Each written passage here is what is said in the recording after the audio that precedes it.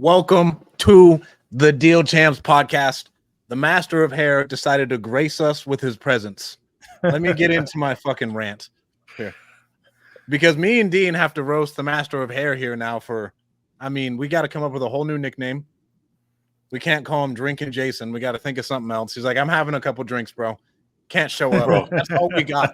Like at 2:30. I could either do a podcast on the 3 hours left after landing in my 2-week vacation in Greece and have a complete blow up argument with my wife, or hear it from you guys. And I'd rather hear it from you guys than my wife on this whole trip. So go do whatever you need to do, bro. I make my decision and I'm living with it. Do what you must. I made the right choice in the end. But the master of hair decided to grace us with his presence. We have Sales Master Steve-O on. We have Captain America back again. Jason, I'm kind of disappointed in your background for the pod. Not going to lie. Thought it was going to be a little bit more epic. Where are you at right now? This is an Airbnb. We're in our third island in Greece right now. So this one, there are no killer hotels. So we got an Airbnb, which actually is pretty nice. But the last two places that we've been at were pretty sick. So not complaining at all. This trip has been amazing. Definitely coming back. Highly recommend. All right. And then how much longer are you gone for? We're about halfway through, dude. So we got 6 more days. We've been out here 8 days. So full-blown 2-week vacation. We did Mykonos for 5 days, Paros for 2 days. We're in Milos for another 3 days, and then Santorini for 3. So we're catching the tail end of it right now. And did you listen to the Banana Man podcast, bro? Yes, I did. I listened to that. Founders is one that one not one of my new favorite insane, ones. Yeah, bro? It was good. That one and All In, dude, were the two really good recommendations for you. If anybody's looking for 2 podcasts, Strat put me up on a couple good ones, man. All In and Founders, both pretty. The Banana Man changed my life. If a man can shut down an entire government just to improve his banana business, I can do some more shit. Like here, have you listened to it, Steve? I have not. It is insane. This dude legitimately overthrew an entire government just so he could take over the banana trade, like the world banana trade. Super interesting. Sounds solid to me. All right, but welcome to the Deal Champs pod. My name's Stratton Brown, aka Strat Daddy. I've scaled 2 different businesses to 7 figures. We have a 7-figure real estate portfolio, and right now I'm on the journey of 0 to $1 million wholesaling houses nationwide. It is an absolute grind. I got Steve-O coaching me up once a week, just telling me where I'm fucking up. I actually have some notes from our earlier call today. It's on my YouTube. Go listen to it. Hopefully it eliminates those attorney objections that we've been kind of running into lately. We have Mr. Captain America, no Bluetooth. If you guys didn't know, Dean has shooters. Dean has mad shooters. And it's because there's no Bluetooth. What else? He only eats like meat that comes from, I think it comes from like his backyard. All organic vegetables. Remember, no seed oils. No seed oils. What else? And that's what gets Dean to have 12 children. He has shooters, and it's all because it's no Bluetooth, no seed oils, and he just gets it done. That was fun with Raphael in town. They were giving me a hard time, but hey, can make a lot of kids with it, I guess. All right, introduce yourself, Captain America. Yeah, so guys, your other co-host here, Dean Rogers, aka Captain America, transitioned from the NFL to corporate, then to real estate. Been investing for just over a decade now in Central California. Done over 650 deals. We're very close to 700. 8-figure rental portfolio, coaching students how to get started in real estate. You guys can always connect with me at deanrogers.com. Master of hair, give us a quick intro. I'm your other co-host, guys. It's Jason Pritchard. Backstory on me is I worked in corporate America for 15 years. Hated my job, was very unhappy with my life. We burned all the boats in 2014, have not looked back since. We have done 450 deals. I own a rental portfolio of just north of 100 units, mainly here in Central California. And our goal, as always, is for everybody watching the pod to try to transfer as many viable learning experiences to you guys so you can get to where we've gotten in a much shorter amount of time.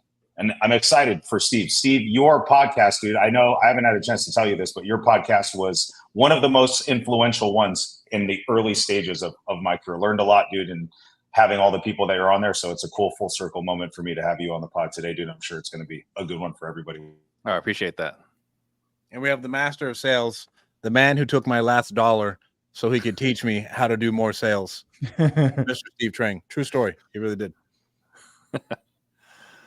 You want me to do an intro? What do you want me to do here? Do an intro. Tell Give us a the little high about level yourself. one. Yeah. Well, I guess just like Dean, right? I'm a former athlete, right? Went through the corporate world, worked at Intel, and then I have made every possible mistake I think possible in business. Still here, so I'm the sales guy. I am obsessed with all things sales, including sales management, right? How to deal with salespeople because they can be, a little diva-ish at times. So anything sales related, I can talk pretty much all day, every day about it. And why did you take my last dollar, Steve? Because you didn't tell me it was your last dollar. Had I known you were broke, I wouldn't have taken your dollar, right? Had I known that you were like scraping by, I would be like, no, like you need to get your life together first, right? But I'm glad that we did that because I'm really, really happy to see everything that you've been able to accomplish since I took your last dollar. And for context, guys, Steve was my first mentor outside of Alan Folio. Shout out Alan, a mutual mentor of mine and Jason's. I used my tax return of like $2,500 to go to Steve's like first wholesaling and sales workshop, and it absolutely changed my life. It's where a majority of my networks come from. I learned a ton in sales on it, and then that's really what jump started me to help go do a whole lot more in business with Steve's first workshop. So thank you for that, Steve-O. And I willingly gave him my last dollar. I was like, hey, I'm going to run into some money in 2 weeks. If you can wait for me to pay you, I'll be good to go. And so we got it done. Got it done. So almost like you overthrew the government. I'll be there, bro. I'm going to be the banana man. All right. I want to start out with the first topic. Do you think sports helped you out in life? Hey, Strat, quick comment from IG from Sam Faster Freedom, Mr. Sam Prim. Does he want to fucking fight? He said Steve has a broken jumper. He says that as someone that has been afraid to jump on the basketball court with me ever. Well, when he sees calves, like the calves you have on your body, I mean, he knows you're dunking and you're probably putting elbow in the hoop too. In my dreams, yes, that's exactly how it plays out. But yeah, unfortunately, I've learned that calves and jumping are completely unrelated. I wish that were not the case. Isn't that crazy? Yeah. Man, Sam, those are fighting words. And he said, I'm with Sam Prim right now. He also said, and yes, I'll beat up Stratton. Yeah, I got Stratton 9 or 10 times out of 10 in that fight. Fighting words from Sam. Fighting words, bro. Fighting words. First topic. How have sports influenced your life and business? And would you suggest your kids go and try and play college sports or get right into business? Ooh. We'll start with professional athlete, Steve Trang, former player. I love that. My professional athlete, what we're talking about here is I tried out for the ASU basketball team and didn't make it past first cuts. But sports absolutely makes a big difference, right? Because it's where you learn about leadership. It's where you learn about accountability, where you learn about introspection, where you screwed up, right? Like, a player who screws up and doesn't own it, doesn't feel bad about it, don't want him on my business team, right? But the guy that's like, hey, keep shooting your shot. You'll make the next one, right? That's the guy I want on my team. A guy that's like, hey, it was my bad. I had a defensive lapse or whatever. I'll make it up next time, right? That's the guy I want on my team. Something you'll hear from me every once in a while is like, I'll make my next shot, right? It's that conviction that you can't hold me down. I know for myself on the basketball court, even though I'm not the best player, not even close. In fact, if I'm the best player on the team, we're in a lot of trouble. However, I always want the game winner, and I'm going to make it, right? And that's that mindset you have in business, that kind of mindset that you're going to take over a country with, right? So absolutely, it makes a difference. And then do all my kids playing college sports, I want them to play any college sports where they're not going to get a concussion. So no football, and ideally, probably no soccer. Okay. What about you, Dino? Oh, Steve made some great points. And I'll have to say that when it comes to college sports, I think college in general. We talked about the college topic. I think the best part of college is I think the best thing that you get out of it is the maturing process. Now, there's plenty of people that don't mature during that time, but for me, like, it was me growing up as an adult, cooking my own food, responsible for my own schedule, making the choice to go to class or not, or be prepared for practice or not, or the games, all those things. For me, that was the most beneficial thing. And a lot of the habits and things that I gained as a result of that, I still have, carried through the rest of my life. So for me, that was the most valuable part. I think college is good for the relationships. We've talked about that as well too. But when it comes to sports, dude, college sports are insanely awesome. Especially if you go to a big college. Now, I didn't go to a big football college. I went to UC Davis, and I would dream while playing in college that I went to a freaking big football. I had people in my class being like, "Oh, we have a football team," and I'm like, "Ah, fudge! Like, what the heck, dude? Like, you went to Fresno State. That would have been a much more fun school to go to, right? People would literally probably carry you to your classroom. They love football so much. So I think from an experience standpoint, it's like no other. And I think that in itself is amazing, right? We can get into, is college worth going to or not? We've already talked about that. I think outside from the sports part and the life skills you get and the relationships, I don't think the education is that great unless it's really specified. So would I think my kids should go? I think for those experiences, yes. I agree with because I get asked this question all the time with Steve. People say, "Oh, your kids are going to play football?" I'm like, "No, they're not," because that's why I stopped playing football. I was hitting my head for a living, and I was like, "Wow, I'm going to die." So, no, I don't want them to play concussion sports either. Soccer is really that gray line one because you're definitely racking your head all the time with headers, especially balls getting kicked super hard. So that's a tough one, even though some of my kids are really good at soccer. So we'll see how that plays out.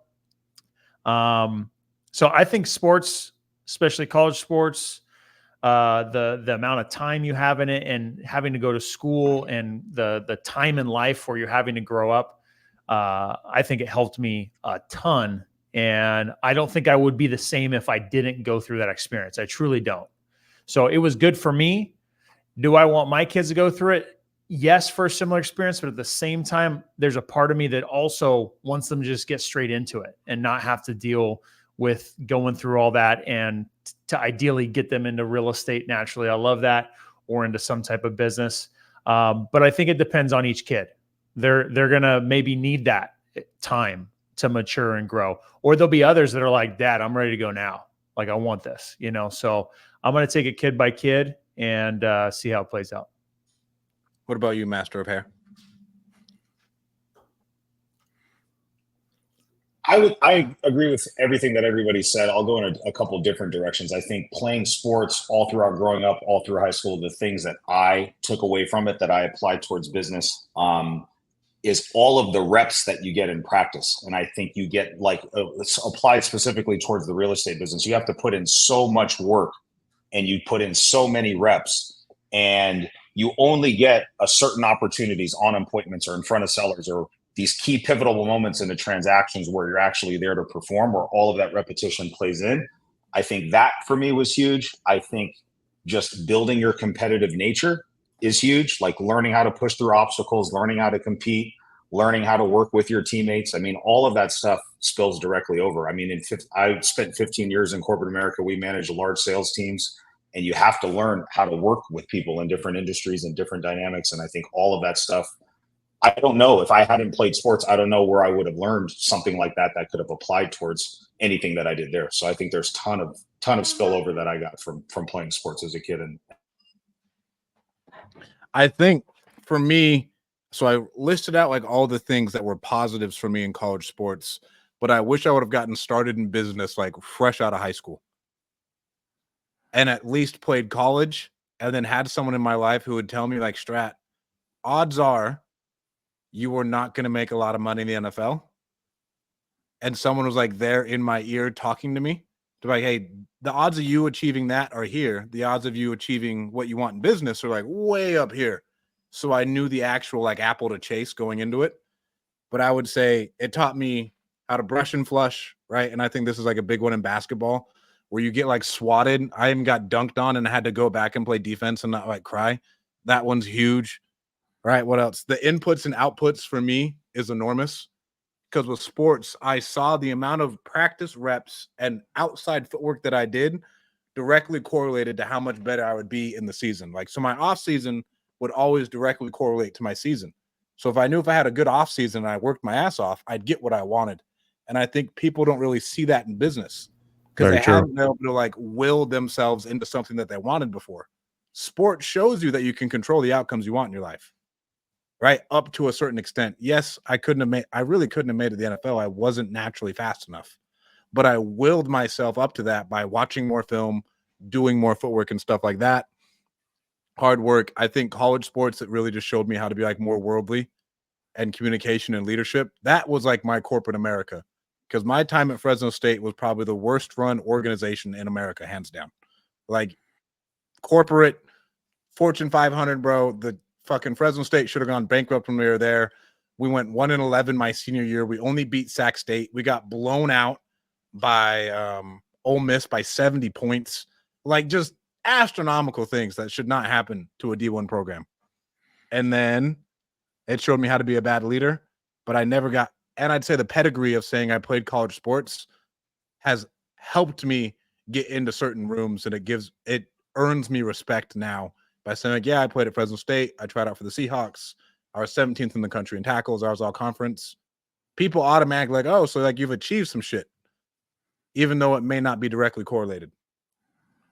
Steve, I got a message here saying there's a comment about MAGA and you want us to share it. What's going on here? Yeah, make America great again. I think absolutely. We should absolutely make America great again. You must not be on the see the comments coming through. There's somebody dropping comments over here, but there's somebody right here from Cade. So Cade said, I second relationships. As a former and current student, relationships are bar none the biggest takeaway, pros and cons, especially in the entrepreneur space. He also says, in terms of education and content, while it's not all 100% great, MBA level courses have also given far beyond the value given in undergrad. So yeah, I think it's really subjective to what outcome you're looking for, right? When it comes to that. But if we're going to narrowly focus on sports, and do we think sports help us out? That's a wild comment, Dean. Yeah, it is wild. I'm glad you finally saw it. Yeah, this is crazy. I think college sports it's just a whole different experience. And I think, leading up to that in high school, each one of them are stepping stones to new experiences, new challenges, new levels of maturity. And so I definitely, I think life would be very different without college sports. Yeah, this comment here is out of control. And this guy's, if this guy is serious, this guy is a problem. He has his own issues. You need to go talk to someone about this. But you've got issues. But talking about getting dunked on. So have you guys had Xavier on the show? No, I don't think we have, actually. We haven't had Xavier on the show. So I still remember Christmas Eve, not last one, but the one before. It was me versus him on a breakaway. He stole the ball. I'm the last guy back on defense. And this guy tried to dunk it on me. Right? And I timed my jump perfectly. Perfect. It was one of my best jumps. Right? You were higher than him, weren't you? No, I got his elbow, but he didn't dunk it. But I got high enough to foul him so that he couldn't dunk it. Yeah. So yeah, I have not played with the highest caliber players necessarily, but I've never been dunked on. I can probably say that. All right, I got another question to roll into. Did your college degree, has it actually helped you outside of the relationships? Because the number one place where I've gotten the most education is old school Alex Hormozy podcast, Welcome to the Game. That to me was like an MBA in real estate when we were growing call magicians. I was like, bro, how is this information free? Like, this is insanity. To where college, I'd say the number one thing I remember taking away is like rhetoric and then an Excel class. I never thought I'd be using Excel sheets so much in my life. and that class was 100% worth attending, at least to get comfortable with. Jason, what was your degree in? My degree was in human resource management. So the direct answer to your question is no, there isn't anything that I learned from, like, specifically from my classwork and my coursework that applies. I think the biggest takeaway for me was reaffirming that it's important to make a commitment and stick to something. Like, I started college when I was 18. I had my son when I was 19. I went part-time for like 4 years, and then I just stopped for like 3 years. And growing up, college was, my dad graduated from college, so did my mom. So education was always something that was like important in my household. And for me, I was just happy that even though it took me 10 years and I started and I stopped and like life took me in all these different directions, that I could commit to something and get it done. So that was like my biggest learning lesson. It wasn't really the coursework or the things that I've learned from actually going. What about you, Steve-O? So the version you see before you today, as cocky as I may be, is the humblest version to date. So when I went to ASU, there was no competition, right? Like, I got a degree in electrical engineering from ASU. It wasn't hard. Like, my competition was not that great. So I went to UC San Diego for grad school. And when you go to grad school, to come to America, you got to be the best in your country. So we got the best from China, Taiwan, Korea, Nigeria, Sweden, India, right? These were some smart people. So all this confidence I had crushing at ASU got diminished really fast. And so I had to learn a lot by myself. So I never worked hard at ASU, right, to get my degree. And I still graduated amongst the top of my class. I had to learn hard work. I had to apply more effort to compete with and eventually be better than the smartest from all the other countries. So it taught me humility. It taught me the work ethic that was required to win. So it taught me a lot of humility, and it taught me the work ethic. Like, at ASU, right, I wouldn't try for the first 10 weeks of a semester and make up the rest of the semester, right? At UCSD, the quarter is 10 weeks long. Like, 6 weeks in, I was the first quarter, I was like, what the hell is going on? So I had to really buckle down, like pulling all-nighters and so on. So it taught me humility and how to overcome adversity. That one's brutal. What about you, Dino? You got an actual finance degree, right? It was economics. No, I wish it was finance. I wanted to get it in business, but at UC Davis, there was no business degree. There was managerial economics. And it was like a combination of economics and finance stuff. And I wanted the managerial economics, but a long story short, you have to take calculus and take all this different type of stuff, right? So I took calculus, and the class that I had for calculus A, or whatever the first one is, I think it was calculus A, we had some French student teacher who didn't even look backwards. She just looked at the board and just wrote up there in cursive and with an accent. She didn't give two shits about us learning anything. The curve was so horrible that by me getting consecutive Fs on two midterms in a row and not even making it to the finals, I showed up at the wrong time. The only time I've ever done that. I got a D in the class. That's how bad the curve was. I didn't even make it to the finals and two Fs on the midterm. So instead of retaking that, I was like, I don't want to feel like I'm behind. So I took calculus B next and did so in it because I still didn't know what the hell happened in calculus A. I should have retaken it. And because I did that, you had to get an actual certain GPA. You had to get like a 3.0 in order to actually even make it into managerial economics. So I got totally screwed on that whole thing and was super bummed about it. So I ended up having to settle for economics, and the classes were very economic-y. You know, they were very big picture, macro, and like they weren't the exciting parts. The only exciting part that I actually remember from class was when we talked about the 2008 crash and what happened, why it happened with, real estate and the stock market and everything. That was like super riveting and exciting. But besides that, everything else was like painfully not exciting. You're so young if they're breaking down the 2008 crash in Yeah. college. God damn. I graduated 2010, so. All right. Our next question. Did you answer the question? Well, I think it's worthless. I didn't. Okay. Was yours communications? I can't remember what yours was. Yeah, it was, bro. I got put into the hole of every athlete. If you ever meet a college football player, they're either going to get a degree in communications, fucking Africana studies, which should be a crime, and then what was the other one? Or they're going to get like a crim degree. Yeah, political science. Or political science. Like, it's like one of those. The only reason I don't like Africana studies, because for the amount of degrees that these college athletes get in Africana studies, there's not enough teacher spots open. It's a terrible degree to get. That, and the only thing you're getting is a fucking teaching job with that. It's a scam. It's a scam. But yeah, that's why. So I want to present something to this, and I'd love to hear how you guys are with your teams planning fallacies. And so, like, when you think about Elon Musk always sets these enormous goals with these ridiculously short timelines, and he's like, we're gonna fucking deliver. And then he grinds the team out to get there, and he's a year late, but he probably got it done faster than anybody else would have even done it in the first place.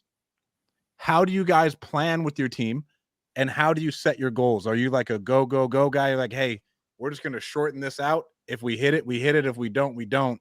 But I know if I put the pressure on them, we're going to get there.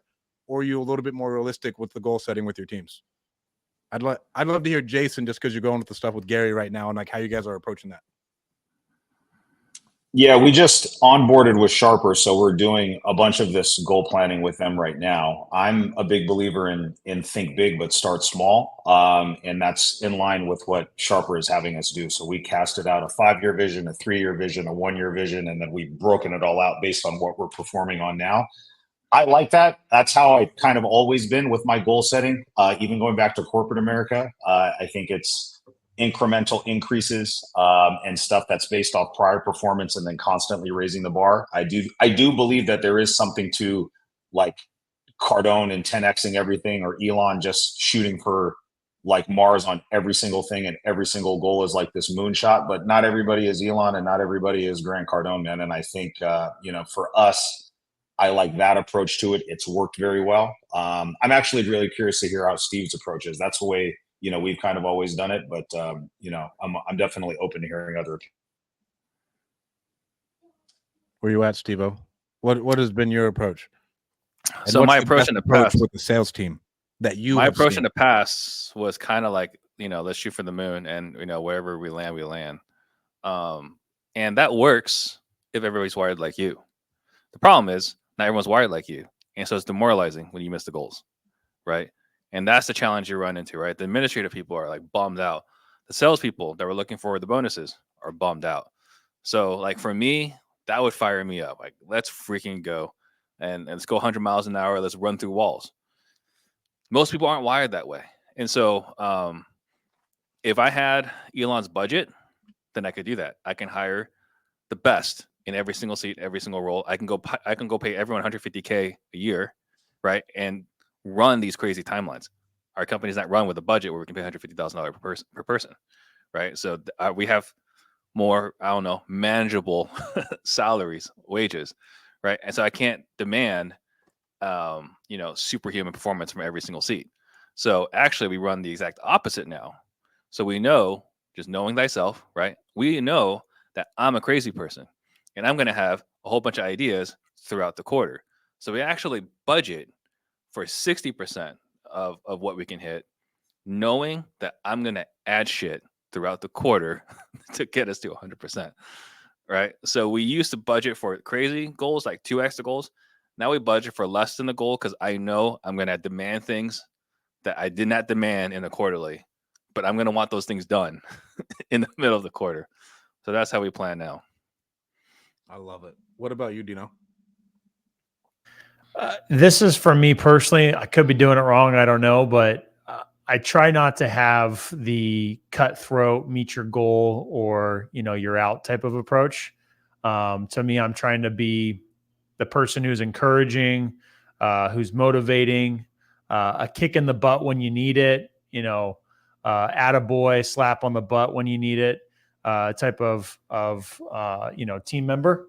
And so I'm just trying to be positive. And from what I've seen so far, I mean, again, maybe I'm missing something and we should be doing better, but we continue to improve and hit new numbers and get better. So I like to think that the way we're approaching it is the right way.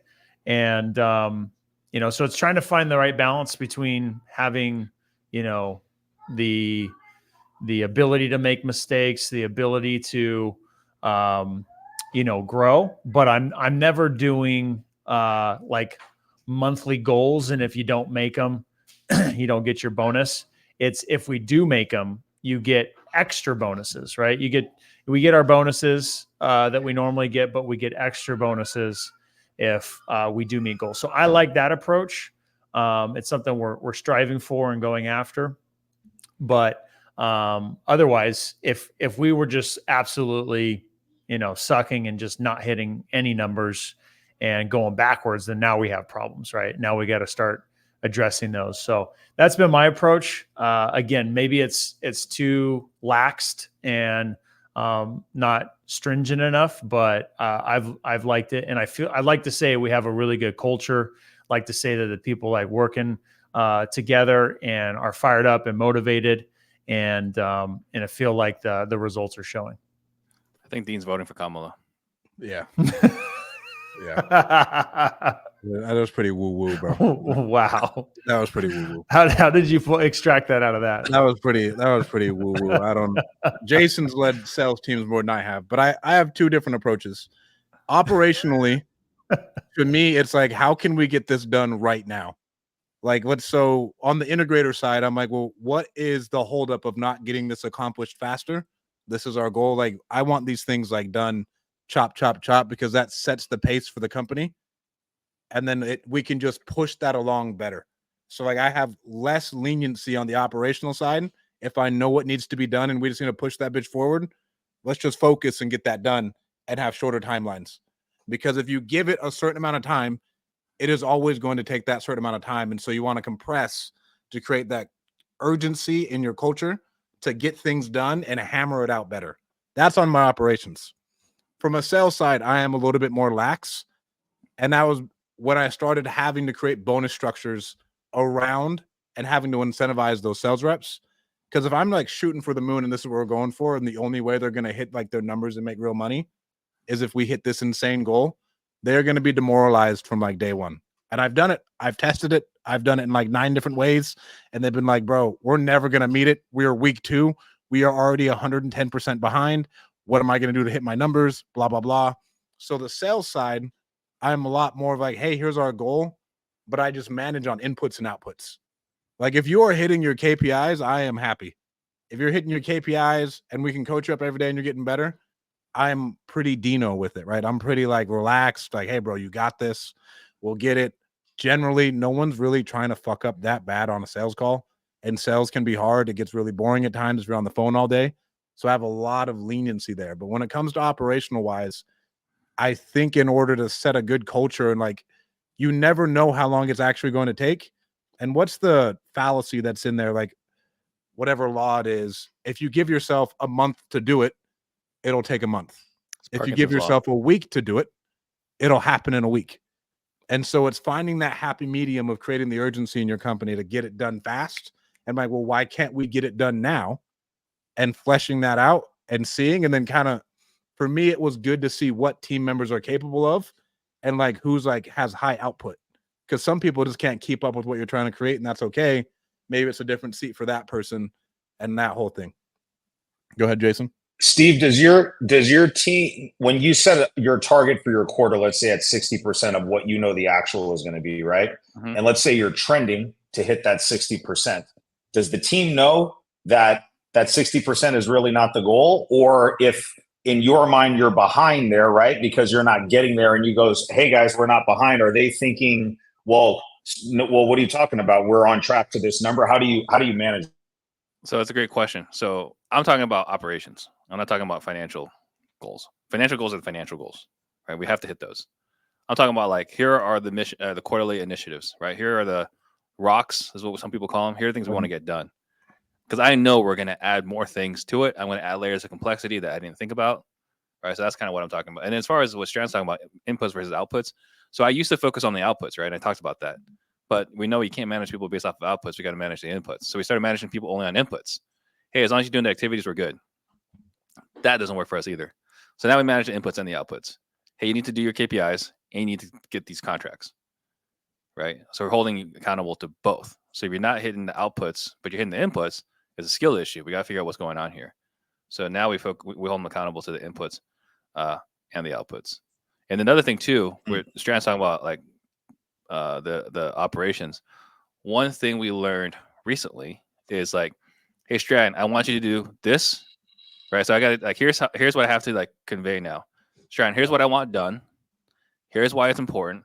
Here's what success looks like, and I don't want you spending more than this much amount of time on it.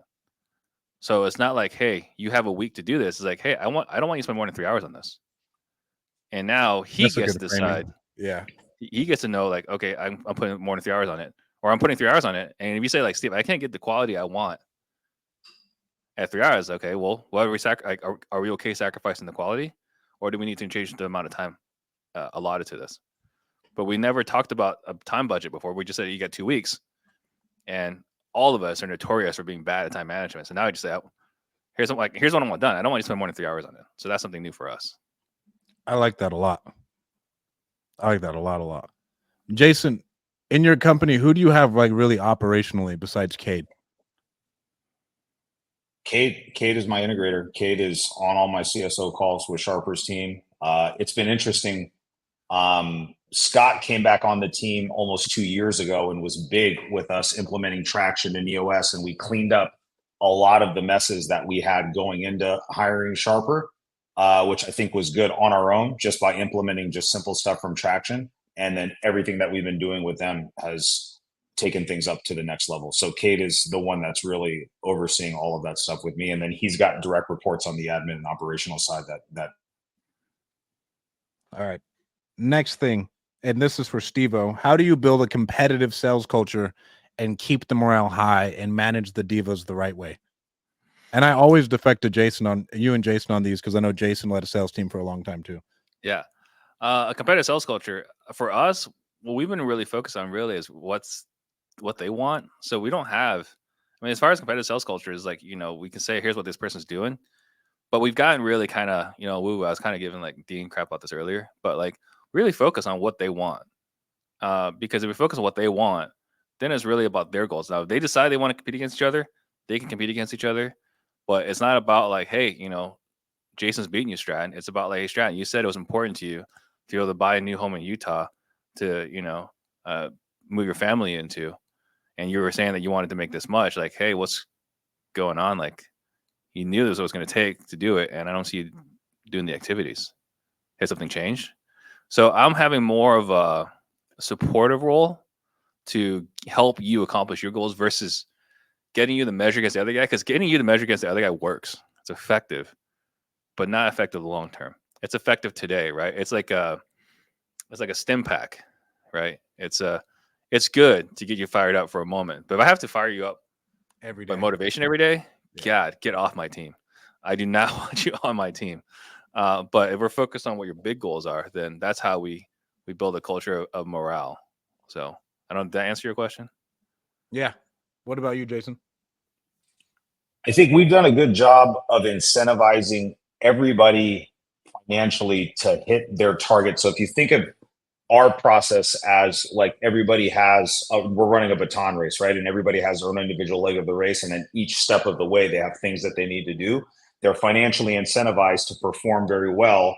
And their performance then is conducive to the baton getting handed to the next team member and so on and so forth. So if everybody feels like they're doing their job, not only are they like doing well as an individual, but then they also feel like collectively as a whole, the team is doing good. And that's worked really well for us. And then we'll sprinkle in like team bonuses or team building things for the virtual team. And we've done a really good job of retaining our virtual team members by doing stuff like that and making them feel part of the family and that their work really matters. But I think that's worked well for us. We've never incentivize them to go against each other. And our team, frankly, is not big. Like we had 40 something people and they were all in the same role in my old corporate job. So it was very much cutthroat and dog eat dog. And everybody was on a board. Everybody's numbers were posted every single day. It was just that kind of business back then, dude. And with the way we have it now, I actually like this much better because it is not, we don't have, 40 acquisitions guys going neck and neck against each other. We got 2 acquisitions guys. We got people in leads manager roles, lead generation. You know what I'm saying? And so I think it just works much better for us that way. I like it better as a manager because I do remember what, that competitive environment, and it's fun. And that like boiler room atmosphere can be fun when you're younger and you're full of like, but I don't want to deal with all that shit now, dude. I like what we're doing much better. It feels like we're working towards a collective goal, which feels good. Yeah, you got Red Bulls in the fridge and cocaine in the bathroom to make sure everyone's performing. Yes, yeah. It's everybody's smoking cigarettes every 15 minutes. So yeah, dude, it's crazy. Let me I brought this up in a call this morning. I want to get you guys' take. Here's my bold statement, right? Have you noticed that everyone that was banging the gong on Instagram isn't talking about real estate anymore? Right. So you're talking about like this competitive environment, right? Is like we gotta go celebrate a signed contract. Everyone's standing around and bangs the gong and like they all clap. You notice they're not really doing real estate anymore. So that's that competitive environment and how effective that is. So it's food for thought. Oh, that's a little spicy, Steve-O.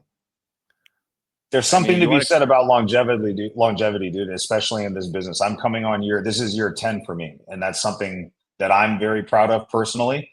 Like we've, never got distracted, always kept our head down, grown at our own pace. And we're thriving right now, dude. Like our team is going to be what I think is going to be our best year financially and from every measurable metric. And it feels really good to be in it for the long haul and know that this wasn't just some fly by night, fly by the seat of your pants type of thing. But yeah, it's interesting that you say that, Steve. It is. It's very interesting. Noticeable for sure.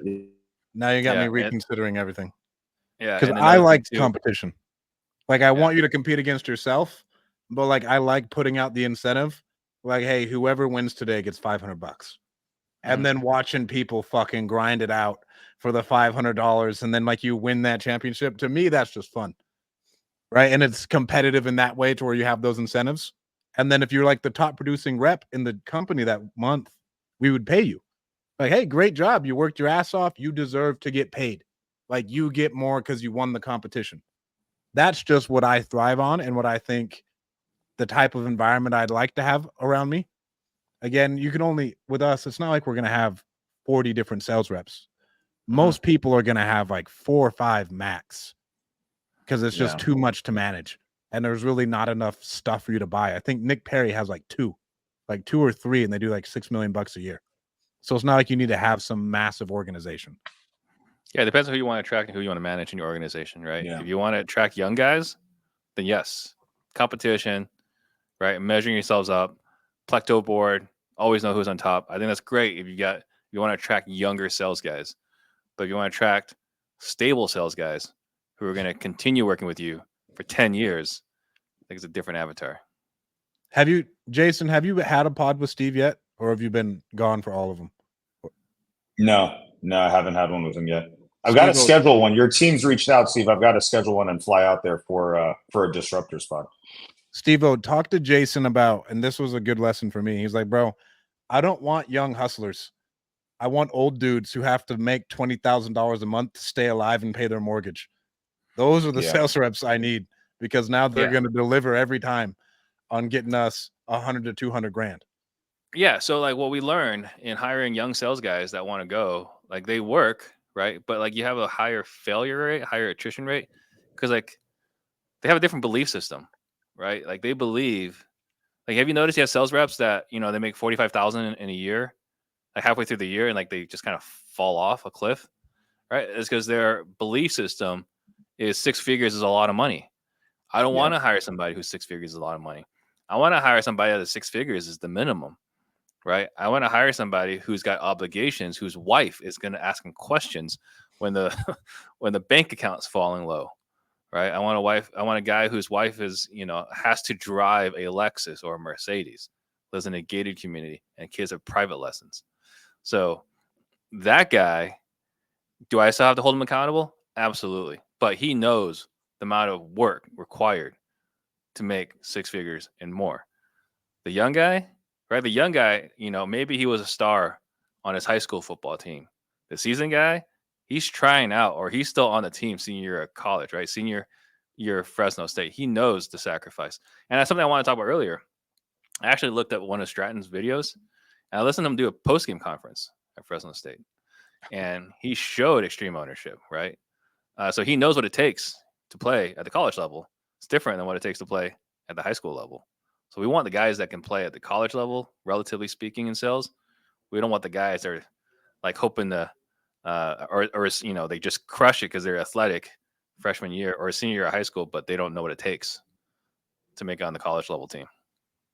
What are you doing to identify those guys, Steve? Are you using like predictive index and a combination of just like your instinct that you've had from like going through so many interviews and, layering that on top of data, or is it all instinct, or what's your process for finding people that meet that for your team?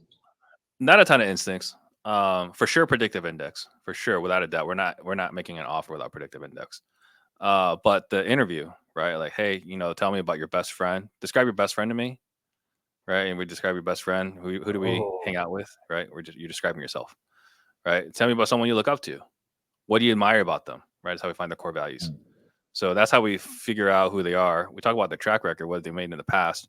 And there's parts that you can tell someone's got it or they don't. And I think part of that comes with age. I mean, we actually made an offer to somebody Friday, who's 56 years old, right? But he's got a track record. He's closed big sales, right? I'm more excited about hiring that guy than any kid who's got potential. I want the guy that's done it. How much do you go in between nurturing? Because I interviewed a girl for our sales rep position. She won the national championship and was the captain of the equestrian team at Oklahoma State. And I was like, we're hiring you. Mm-hmm. I was like, I love that. I still want to take a flyer on somebody. We want you on our team. Yeah. You've been working in banking. I can mold you into doing whatever you want. You're an athlete. You get inputs and outputs. You're going to make a lot of money. Like I was I want her. I will take her still, and I will find room for her in an organization, in my opinion. Yeah, one of my best hires ever was a girl that was she was player of the month or something like that. Big Ten, played I think Michigan State soccer, right? Like that was one of my best hires ever. Unfortunately, I burned her out, but she was incredible talent, And so it's not that I'm opposed to taking a flyer on somebody. It's just I would feel better with proof versus hope. Yeah, I'll give you that. What are some of those other questions? Because I wrote some of those down. Describe your best friend. Who do you look up to and why? What are some other good questions to ask these reps in these interviews to see what they're about? What is your big goal? What's your big, hairy, audacious goal? What do you want to accomplish in life? Why do you want this job? And the reason I'm trying to look here is I want to see someone that's got ambitions. If you don't have ambitions, this is not the place, right? You don't have passion, because what I'm going to ask you to do is going to suck, right? You gotta get hung up on. You gotta be cursed out and so on. You gotta do follow up. So I need to know that you have purpose, that you're trying to do something, because that's what we plug into. Because you're trying to make 100,000, 150, 200,000. You have to prove somebody wrong, or you have to want to make mom and dad happy in some way or another. If you don't have those things, why would you put up yourself to abuse? You can go get a regular job. The other thing I like to tell them is like, hey, Stratton, this interview's not going well. And to see how they deal with that adversity. See how they respond to it. Yeah. Oh, it's good. Yeah. Are you if they can't handle that, then they're not going to make an appointment. How do you, so is there such thing as too much ambition, Steve? And do you worry that you're going to be pouring, I know this kind of business naturally draws people that have very entrepreneurial spirits, you know what I'm saying? Mm-hmm. And I know that there's a concern for some people about like, oh, well, they're just going to come in, learn everything and then go. Is there too much ambition? Are you worried about that at all? I've never really been worried about that. For me, it's never been something that I've taken like, you know, like I'm like you. I want somebody that wants to do well, and it's like if they leave, then they leave. You know, it is what it is. We'll just find somebody else. So I used to never worry about it at all, and then I got to worrying about it a little bit. And so we have, and like if they leave, right? It's like whatever. But too much ambition, I think we can. What's the word I'm looking for? We can show them the way, right? We can show them the possibilities. Now, when I was strictly buying houses, I had some concern there. So when I was a realtor, didn't really care because no one could ever outcompete me. You went to go compete against me in the field, you always lost. It's just the way it was, right? And when we did the wholesaling thing for a bit, that I had some concern, and some people left and competed against us, right? But as long as they gave me a good year, that's all I asked. You give me one good year, you can go out. You know, it's this blessing, right? I was watching Billions, right? Like you got the blessing, we got the support, right? Now that we're doing more education and sales training, I'm not worried at all because it is freaking complex what we have to do to build this business. Yeah. You want to go compete against me? Good luck. Good luck. Yeah. I think that's the biggest thing. Like, because when you're not in just like wholesaling and everything's not on the internet, Tim Cook is not going to go start another fucking Apple, bro. You know, like it's way too complex. There's way too much stuff going on. For me on that side, I would say I am a little bit more concerned, but that's just because I came from Allen. And when I started working for Allen at the beginning, I was like, bro, I want to be you. I don't want to work for you forever. And then there was still a point of contention when I left. Right. And to where a lot of the people, and Steve, you told me this would happen when I posted on my social media, do you want to work for us in the sales position? There was a bunch of people who were wholesalers who it didn't quite work out. And it was like, is it worth getting you up on your feet again after 6 months for you just to leave? And then we still got to go find another rep. Now we have all this turnover. And for me, it really wasn't worth it unless I thought a dude was a killer, is one thing I went into. Yeah. I like the guy who's burnt out. He's like, yeah, I did it on my own. This sucked. I just want to close deals. Yeah. Yeah. If they're like, I just want to close deals, or if like, yeah, it didn't work out and they couldn't figure something out, and Dean pointed this out to me, he was like, bro, never hire on the dude who's been trying to wholesale for a year. That's not the guy you want, because if he couldn't make it happen for himself, he's never going to make it happen for you. Like, he's never going to close deals with you, even if he couldn't do it on his own and he's not like burnt out, but he just couldn't succeed. There's a serious problem there, rather than like, hey, bro, I couldn't manage the books. I didn't want to have to handle payroll. I just want to go on appointments, talk to these people, close deals, and wipe my hands and go home at 6. I feel like that talent is out there right now, especially given what the real estate market is doing, for sure. I mean, that's happened directly to me. You know what I mean? And so it's like I had somebody that we parted ways on great terms, honestly, and I was happy when he flew the nest. And then he was finding success on his own. And then he approached me and was like, dude, exactly what you just said. He's like, I don't like paying the bills. I don't like having all the stress of making every single final decision. I don't want to deal with that. I just want to close deals, and that's it. And it ended up being a great person to bring into that position for me. And I feel like there's lots of people out there that have that fit that avatar. More people are that way. Way fewer people are screwed up like us. Yeah, that's the other thing that I learned from that too. I was like, we're the ones that are unique. It's unique that we're the ones that like the pressure. Because I tell Scott, I'm like, dude, I love the pressure. I want to make all the decisions. I don't know why I'm sick like that, but I like to have that pressure on me, and most people don't. Yeah, I only had one mentee who just cracked under the pressure, and I felt like it's like, man, this is like horrific. Like, he was telling me about some challenges he had, and every time he's like, I'm having this challenge, I'm like, great. He's like, no, like, it's like, no, this is awesome. He's like, why is it awesome? Because like, you have this one situation where you alone are talking to the homeowner, nobody else can talk to the homeowner, right? Like, and you're like, but it's foreclosure and we're in the redemption period. It's like, this is great. You're the only person who's talking to you. Yeah. You have a good situation here. And like, he was so overwhelmed. And like, I was taking like, not just our regular calls, but like I was talking to him in the evenings, like multiple evenings, to kind of like get him through the situation. And he just cracked. And that was like really eye-opening. Like, where I see adversity as exciting.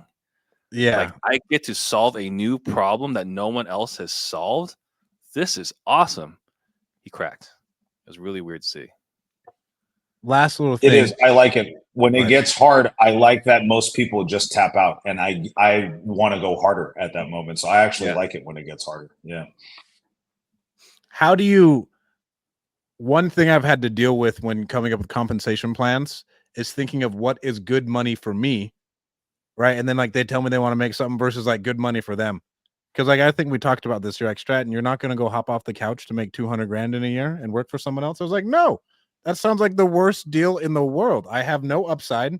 I'm capped. Like there's like all these things toward someone else. And again, it goes back to like, we're the ones who are fucked up in the head. I have to tell myself that like I'm the twisted one. That is an amazing opportunity. So like, how do you like manage that whole thing psychologically with yourself? How do you manage it? In what way? Setting those expectations, not thinking you need to pay this sales rep like all this money in the world just for it to be an amazing position. When in all reality, like they say they want X, and like because I've been afraid like, oh, even if they make X, we're probably not going to be happy. What do you pay your what do you pay your private money lenders right now? 8 to 10%. Why 8 to 10? That's what we set. Why not pay 18? It's not feasible. Well, it would be feasible if it was a home run. I mean, it's normal. Like you would, what would you, if I said, Stratton, I want to borrow 150K on this property, what are you charging me? 1 point and 10%. 10% and a point is what we pay. It's the standard, dude. You know what I mean? I think that's what it is. I think at least that's what you'll pay. Yeah. But what will, if I call Jason and it's like, hey, I'm buying this flip, it's gonna need a lot of work. What are you charging me? I'm charging a point. What am I charging you if I borrow the money from you? If I'm borrowing the money from you, what are you charging me? I would charge a point and 10% because that's what I charge. And that's what I charge if I lend money out to people. Man, that's really, really nice of you. Okay, I'm going to charge a lot more than that, right? Right? I'm probably charging 2 and like 15. I don't know, right? But I would never pay 2 and 15. And so that was just my way to answer his question. Is like, what happens is we often project ourselves onto other people, right? Like, you know, this person wants to make $250,000 a year.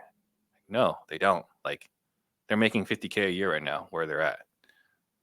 They want to make, right? They want to figure out a path to 80 and 120. I'm back. I don't know. Your Obama internet is killing you, dude. Bro, 2 laptops in a day. Like, I'm on my cell phone now. Like, goddamn. All right. So what were you saying? And then we'll I was just saying you're projecting. You're projecting, right? You're violating the principles of you know, you're leading others how you want to be led versus how they want to be led. Yeah. So Jason, your turn. I think you go based off what the market bears, dude. I mean, what you want and what the market is willing to pay are two different things, or what an employee wants. And if it's like, here's what an acquisitions like role pays, this is what it's going to be. And I'm totally fine just going off of that standard, dude. And if you really want to make 1.5x or 2 times whatever that number is, then your performance is going to have to dictate it. The good thing is, and we're in a meritocracy, dude. If you're in a sales-based business and you want to make that much money, there's a path for you to get there. So let's get you in the seat. Let's see how things go, and and then we'll see what happens, and we'll go from there. But the one challenge we have is that we kind of throw these numbers out, right? Like acquisition managers is 10%, right? We kind of throw these numbers out there. Dispo is 7.5%, whatever. Yeah. When it fails to, the nuance is, you know, maybe Jason's spending $150,000 a month in marketing. Dean's spending $10,000 a month in marketing, right? Maybe in Jason's company, once the lead comes in, or once you lock up the contract, Dispo takes care of it. Acquisition doesn't have to talk to a person ever again. Dean's company, they have to do the acquisition, the disposition, and the transaction coordinating, right? So like, we have to be really careful when we talk about here's what the compensation is. We really have to figure out what they want, and then do the math for them and figure out how they get there with your company. I agree. I think everybody's business model is going to be the same in the way that, and that's what you just said. The example, Steve, is very true. Even of me, we've gone through a pretty rapid evolution over the last 24 months. 2 years ago, it was what you were saying now. Acquisitions was doing dispo and sometimes fielding the lead intake calls and all of that stuff. And now everything is much more clearly defined and regimented, and acquisitions talks to closable leads, and all they have to do is close, and then that's it. And so you have to have self-awareness is important there. I agree. I love it. Steve-O, where can people find out more about you? The best place is you go to closemorecells.com. That's our website. On YouTube, iTunes, Spotify is Disruptors. And then on Instagram is at Steve.Trang, STEVE.TRANG. And then we do have a giveaway. So if you guys want our books, our scripts, our call review scoring system, text script to the phone number 33777. Script 33777. I have it. It's totally worth it. I paid for it before he gave it away. A little peeved, but Sorry, dude. completely worth it. I'm telling you guys to go get it. Thank you guys so much for tuning in. Don't forget to hit like and subscribe. Jason, you're gonna be back in town next week? I'm flying back next Tuesday on the day of the pod, so no pod for me next Tuesday. All right. You see that? Like, yeah, forward communication. Like that was great. There we go. All right, guys. I will talk to you soon. Peace. Later, boys.